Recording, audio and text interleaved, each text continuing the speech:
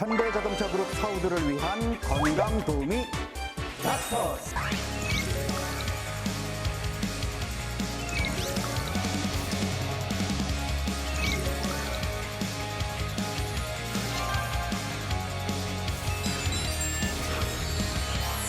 오늘은 어떤 주제로 말씀을 나눠볼까요? 네, 회식에 관한 직장인들의 설문조사 결과 직장인의 53%가 회식은 한 달에 한 번 이상은 꼭 필요하다라고 답했다고 합니다. 회식 많이 하니까 오늘 주제는 회식인가요? 회식하면 술을 빼놓을 수가 없죠. 네, 직장인들의 건강에 가장 최대 관심사는 아무래도 술이 아닐까 싶어요. 맞습니다. 아무래도 술을 많이 먹게 되는데 국민 1인당 먹게 되는 알코올량이 10.9리터 정도 된다고 합니다. 소주로 취한한다 그러면은 한 달에 12병에서 13병 정도를 먹는다고 하는데요. 많이 먹고 있기 때문에 직장 생활에서 빼놓을 수 없는 술에 대해서 오늘 이야기해 보는 것이 좋을 것 같습니다. 술, 네. 약입니까? 독입니까? 술이 건강에 미치는 영향에 대해서는 사실 많은 연구와 논문이 있었어요. 그렇죠. 그래서 의사들이 그 의견에 대해서 분분하게 많이들 고민을 했는데 건강을 위해서라면 술은 아무래도 피하는 것이 좋지 않을까 싶습니다. 근데 약간의 또 술은 또 건강에 도움이 된다는 이야기가 있는데요. 동의보감 같은 경우에는 술이 이제 체표의 혈류량을 높여주기 때문에 오히려 감기를 쫓아내는 데 도움이 된다라는 얘기도 있고, 세종실록 같은 경우를 봤을 때는 세종대왕이 감기가 걸려서 잘 낫지 않는 거예요. 그래가지고 그러면 탕약이랑 술을 같이 이제 올려서 낫게 하자, 그렇게 해서 잘 좋아졌다는 기록도 있습니다. 그렇다면 이게 적당히 먹어주면 약이 될 수도 있지만 이게 과해지면 독인데 어느 정도 마셔야 술이 약이 될 수 있다라고 할 수 있는 걸까요? 1990년도에 프렌치 패러독스라고 하는 이론이 나왔어요. 그게 뭐냐면 이제 프랑스 사람들이 일반 유럽인들하고 같이 식사를 함에도 불구하고 오히려 더 심장병이나 이런 것들이 덜 걸린다. 왜 그럴까? 와인 때문이다라는 의견이 나왔던 거죠. 그래서 실제 하루에 한 잔의 와인이나 하루에 한 잔의 술 정도는 오히려 건강에 이롭다. 그렇죠. 그런 논문이 많이 나와 있죠. 네네. 개인의 컨디션에 따라 차이도 있겠지만 소주 한 잔은 조금 적지 않은가? 사실은 혹시 한 잔 먹고 끊기 어렵죠? 안 먹는 게 낫죠, 사실은. 저는 소주 한 3잔 정도까지. 세 잔까지. 사실 대한민국 사회에서는 불가능한 얘기입니다. 그렇죠. 내가 소주 한 잔 또는 세 잔만 마시고 끝내겠다 그러면 너 어디 아프니? 라는 얘기를 들으면서 결국은 술잔 폭탄을 더 받게 되는 경우가 많거든요. 그래서 직장인들이 술에 관해 가장 궁금해하는 것이 과연 무엇일까요? 한번 확인해 보시죠. 회식 다음날 술에서 깨려면 어떻게 해야 하나요? 내 피부가 엉망일까요? 술 마실 때 안주 안 먹으면 살도 안 찌나요? 숙취 해소 음료는 언제 먹는 게 좋을까요? 빨리 깨려면 어떻게 하나요?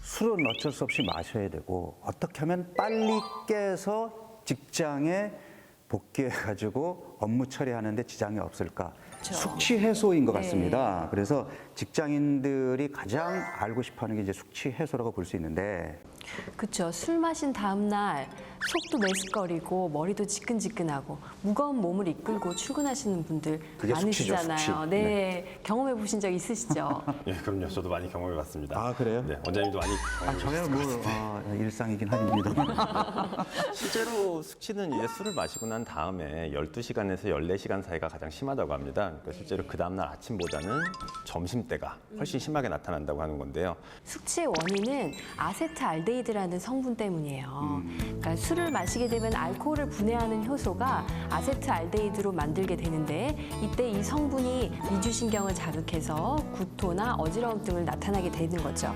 숙취의 원인은 사실은 그 아세트알데히드 얘기도 주셨지만 최근에 아직까지 논문 나오고 있는 거 보면은 언노운에 가깝다는 얘기도 많이 하거든요. 잘 모른다. 예, 그래서 뭐 실제로 술에 대한 알코올에 대한 연구에 비해서 숙취에 대한 연구는 한 0.1% 정도밖에 안 이루어져 있는데 알코올을 이제 섭취를 많이 하게 되면 한의학 쪽에서는 비위가 주로 상하게 된다고 봅니다. 그래서 비위가 상하니까 수분대사 조절이 잘 안 돼서 머리도 아프고 구역감도 나고 토하고 이런 것들이 이제 주독 때문이라고 보고 주독의 원인은 담음이라고 해서 수분대사가 잘 안 돌아가고 있습니다라고 얘기를 합니다. 네. 이제 현대의학을 공부하신 분으로서 이렇게 주독의 개념이 이렇게 이해가 잘 들어오시는지요? 생소하네요. 생소하네요. 시중에 나와 있는 그 숙취 해소 방법들 굉장히 많지 않습니까? 어떤 것들 알고 계세요? 이름을 걸어도 되나요? 좋습니다. 네. 뭐 여명 808, 아, 네, 그렇죠. 모닝케어, 네. 컨디션도 있고요. 컨디션 네. 유명하죠. 두 분 다 술 많이 드셔본 것 같습니다. 실제로 좀 도움이 되던가요? 사실은 저는 조금 플라시보 효과가 있다고 생각이 좀 됐어요. 플라시보라는 건 이제 가짜 약 효과라는 거죠. 그렇죠. 내가 이걸 먹었으니까 아무래도 좀 더 빨리 숙취가 해소되겠지. 저는 뭐 확실히 된다라고 믿고 있는 확실히 편입니다. 된다. 예. 왜 그렇게 확신을 갖고 계십니까? 숙취라는 개념이 여러 가지 개념이 섞여 있기 때문에 증상을 개선시키는 데 이제 포커스가 가 있다고 보거든요. 네, 구역감이 심할 때는 바나사심탕이라는 약들을 쓰게 되는데 그 약들이 실제로 이제 위장관 쪽에 이제 문제가 있을 때 사용하는 약이지만 술 깰 때도 술이 원인인 거지만 토하는 것 자체가 문제이기 때문에 그냥 그 약을 주면 같이 개선도 되고요. 그런데 요즘 그 숙취해소 음료들이 실제로 딱 보면은 한방에서 숙취에 도움이 된다는 그런 성분이 들어있는 것들이 있거든요. 대표적인 이제 헛개인데 어떻습니까?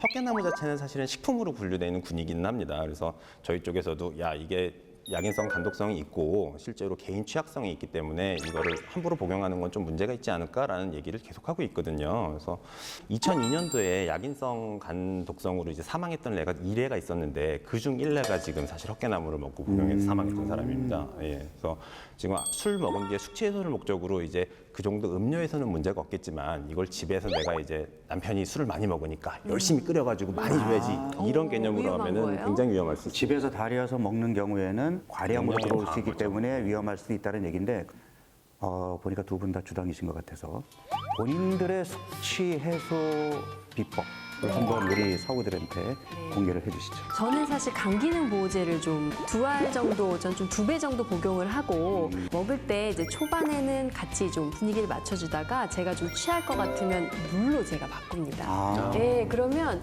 물인지 술인지 잘 모르세요. 그래서 제가 딱 그때부터 물을 좀 마시기 시작하면 사실 그 다음날 숙취가 좀 거의 덜해요. 근데 저는 옆에서 술 대신 물 드시는 분들이 좀 한 대 때려주고 싶은데.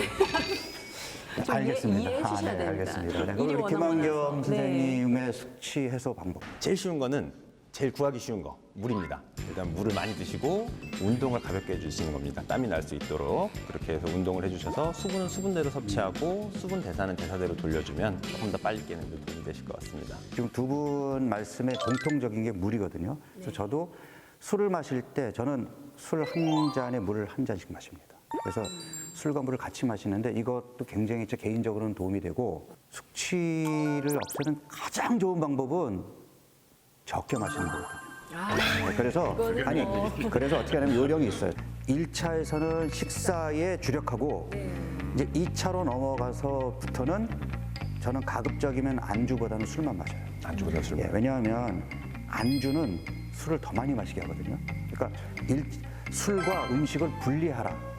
가 저의 요령입니다. 그래서 1차에서 든든하게 먹고 2차부터는 이제 본격적으로 공략을 하기 시작하면 이미 1차에서 술 취해 있던 분들과 공략하면 무조건 이기게 돼 있거든요. 한번 참고해 보시기 바랍니다. 네, 술 얘기하니까 이게 정말 그렇지 끝없는데 이제 술 하면 또 빼놓을 수 없는 게 하나 있습니다. 바로 뱃살입니다, 뱃살. 실제로 이제 그런 것 때문에 병원을 찾아오시는 분들 있지 않습니까? 굉장히 많죠. 굉장히 많아요? 굉장히 많습니다. 제가 다이어트하면 네. 술을 정말 빼놓을 수가 없어요. 예, 특히 중년 남성분들 술살 정말 심각합니다. 안주 안 먹고 술만 마시면 뱃살이 안 나올까요? 그 질문도 사실 많이 받습니다. 정말 네. 이렇게 가장 많이 궁금해하실 받는 것 같아서 좀 질문이에요. 설명을 네. 해주시죠. 실제로는 술 자체의 칼로리가 높기 때문에 술만 먹어가지고는 뭐 살이 빠지는데 도움이 안 된다라고 말씀을 드리고 도리어 이제 안주를 아예 안 먹게 되면 술이 더 빨리 취하거나 위장 손상이 올 수 있기 때문에 그냥 적절하게 조절을 해서 드시라고 하긴 하거든요. 실제로 봤을 때는 안주를 덜 먹으면 덜 찌는 건 사실이에요. 네, 왜냐하면 안주 자체가 고칼로리가 많잖아요. 그렇죠. 예, 굉장히 기름지고, 달고 짜고. 예, 달고 짜고, 뭐 상상하면 맛있는 것들. 그렇기 때문에 그런 거 자체의 그 칼로리는 절대 무시 못하는 수준이고요. 안주를 드시되 조금 건강한 안주를 같이 드시자. 요게 가장 좋을 것 같아요. 술 자체가 한의학에서는 조열하다 그럽니다. 보통 안주를 뭘 복용한다 그럴 때는 조금 더 차가운 음식이라든가 열을 내려줄 수 있는 것들을 복용하라 그러는데 뭐 오이라든가 뭐 무라든가 이런 쪽의 것들이 열을 내려주는 데 도움이 될 수 있겠죠. 그러면 우리 소주 먹을 때 그 오이를 썰어서 집어넣는 오이 소주도 오이 소주도 약간의 한의학적인 그런 개념이 좀 쪽에서 도움이 들어가. 되겠죠. 오. 또 의병을 좀 보호하기 위해서 단백질이 들어간 식품도 좋을 것 같아요. 예를 들면 칼로리가 좀 적은 생선회, 일식 너무 좋잖아요. 좀 비싸잖아요. 예, 비싸죠.